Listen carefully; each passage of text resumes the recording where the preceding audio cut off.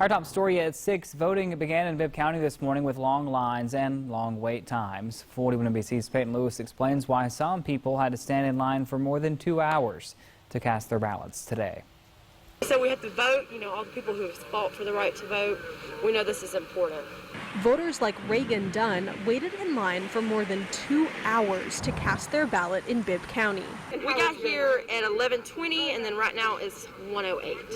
So yes, almost 2 hours when it gets, Monday marks the first day Georgia voters participated in the general election. Chairman of the Bibb County Board of Elections, Mike Kaplan, says high voter turnout and issues with the new voting equipment slowed the process. Well, the poll pad is what you use to check in that we take your ID and we scan it, and it tells us your voting information, and we download onto the little card that you use to vote with, and that has to go to the Secretary of State's office, and they're wrapped up a little bit too.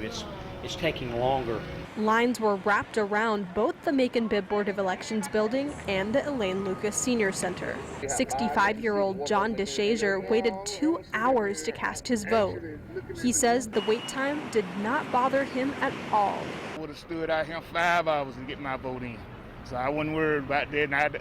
And I had open heart surgery. I ain't worried. I tell everybody, come vote. Just get out and vote. For the new voting process, residents must go inside and give a poll worker their information. Once the poll worker verifies the person is a registered voter, they'll get a green voting card. Voters will then take this card to the voting machine and place it into a slot to unlock the ballot. Once the ballot is filled in, voters will print it out and take it to another poll worker who will scan the ballot to cast the vote. Kaplan says poll workers and voters are still getting used to the new voting process and apologizes for the delays. Patience is the word of the day, and we all have to have it, and we just want to make sure it's done right and very transparent. And again, on behalf of every board member of the Board of Elections, I am sorry about the wait, but it's because a lot of people are voting. Kaplan expects lines to be shorter Tuesday after the holiday when more people return to work. In Macon, Peyton Lewis, 41 NBC News.